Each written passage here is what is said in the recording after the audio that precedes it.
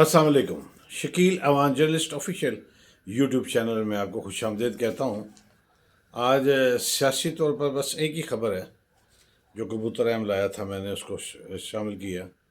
तहम मैंने मुआशरत में होने वाले नाइंसाफ़ी, महंगाई, फ्रॉड और समझ लें कि ऐसी चीज़ जो आप तक पहुँचाना ज़रूरी समझता हूँ वो शामिल करूँगा। सियासी पहले शामिल करते हैं। मेरे कबूतर ने बताया कि आज वज़ीर आला सिंध ने ये बात तस्लीम कर ली है कि सूबे में बदअमनी, लाकानूनियत बहुत ज़्यादा है और स्ट्रीट क्राइम की रेशो में गुज़िश्ता 6 माह में बहुत इजाफ़ा हुआ है और हम इस पर काबू पाने की कोशिश कर रहे हैं। बिल्कुल ठीक बात उन्होंने की है। वज़ीर आला सिंध ने जो बात की है बहुत सही, और उन्होंने इस बात को एडमिट किया है कि ऐसा है।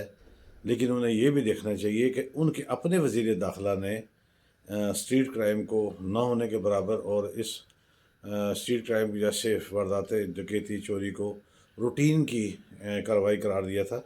ये भी अब उन्हें मद्देनज़र रखना चाहिए। लेकिन अच्छी बात है कि उन्होंने इस बात को माना कि सिंध में बिलखसूस कराची में जो लॉ एंड ऑर्डर है वो काबू में नहीं है। उन्होंने माना ये बात, और उसके साथ साथ MQM ने धमकी दी है कि हम हुकूमत से अलहदा हो जाएंगे अगर ये लाकानूनियत, डकैती, राजनी और स्ट्रीट क्राइम पर काबू ना पाया गया। तो अब समझ लें कि उनके लिए एक सिंध हुकूमत के लिए एक चैलेंज भी है कि वो अपनी हुकूमत को किस तरह बचाते हैं, क्योंकि MQM ने साफ तौर पर कह दिया है कि अगर सिंध में डाकू राज ख़त्म ना हुआ तो हम हुकूमत से अलहदा हो जाएंगे। आगे चलते हैं। जो बात मैं आपके साथ कहना चाह रहा हूँ, ये एक जो है कह लें कि राइडर या डिलीवरी बॉय जो सामान की तरसील करते हैं इधर से उधर, ये उसकी एक कहानी है जो मेरे पास पहुंची। मेरे कबूतर मुझे लेकर आया। मत ऐसा काम करें जिस पे आपको कल पछताना पड़े। एक राइडर ने बताया कि वो एक लाहौर में एक पोश इलाके में खाने पीने की कोई पिज़्ज़ा या सब दो तीन चीज़ें थी, मुलामलू के 1600-1800 रुपया बना था। तो उस बंदे ने जिस जगह एड्रेस दिया था उस जगह के बजाय एक स्ट्रीट पहले ही आके उसने वो रिसीव किया। रिसीव करके उसने कहा कि मेरे पास पैसे खुले नहीं हैं, मैं तुम्हें अपना अकाउंट नंबर दो, मैं तुम्हें उसमें अकाउंट में भेज दूंगा। बड़ा मानस आदमी लगता था, और वो डिलीवरी बॉय भी उसके बातों में आ गया। तो उसने उसको चीज़ें पकड़ा दी, लेकिन फिर वो उसको नहीं मिला। लंबी कहानी है उसकी, लेकिन मैंने इसकी शॉर्टकट यही है कि फिर वो ढूंढता रहा 2-3 दिन 4 दिन, वो नहीं मिला और उसको 1800 रुपये की ठुग्गी उसको पड़ गए पैसे।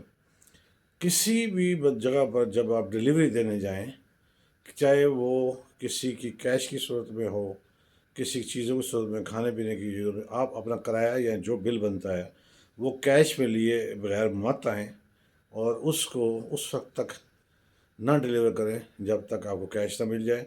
और अपना अकाउंट नंबर देना, ये हकमाकत मत कीजिएगा और ये बेवकूफ़ी मत कीजिएगा, फिर ये पैसे आपको भरने पड़ जाएंगे।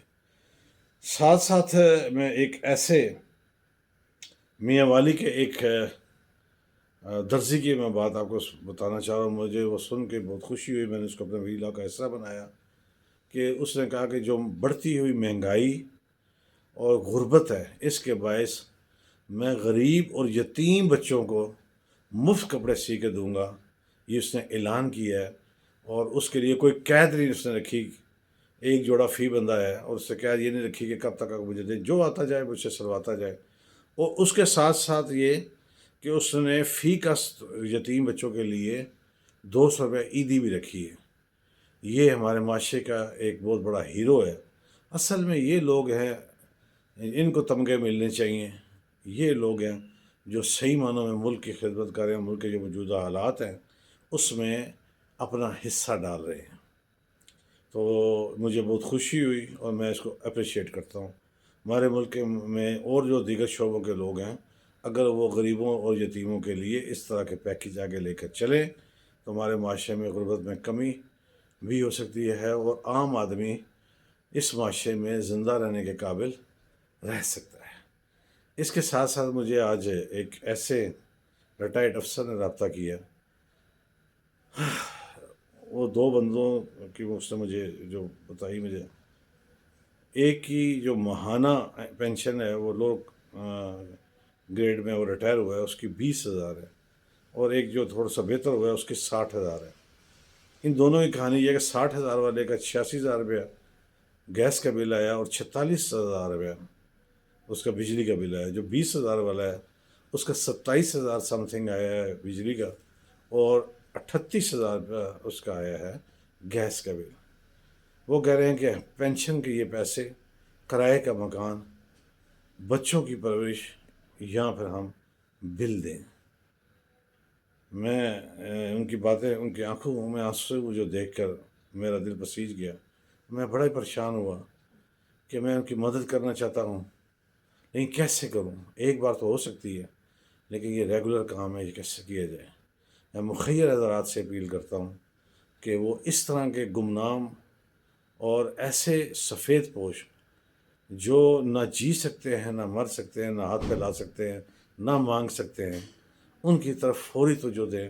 اور یہ کہیں دور نہیں ہے، آپ کے رشتہ داروں میں ہیں، آپ کی گلی میں ہیں، آپ کے محلے میں ہیں، آپ کے خاندان میں ہیں، آپ کے عزیز و اقارب میں ہیں، آپ کے ارد گرد یہ لوگ موجود ہیں، صرف آپ نے تلاش کرنی ہے۔ تو یہ تلاش کر کے ان تک آپ بغیر مانگے ہوئے، بغیر بتائے ہوئے، بغیر پوچھے ہوئے ان کی مدد کریں، یہی صدقہ جاریہ ہے۔ اور پھر لمبی بات ہو جاتی ہے، پھر میں اس پہ بحث میں آ جاتا ہوں۔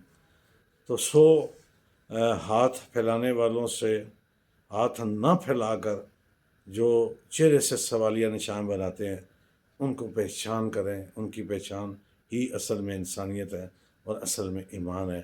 ان تک آپ اپنا جو بھی مدد کرنا چاہیں وہ ضرور کریں، کیونکہ حالات بہت زیادہ خراب ہیں۔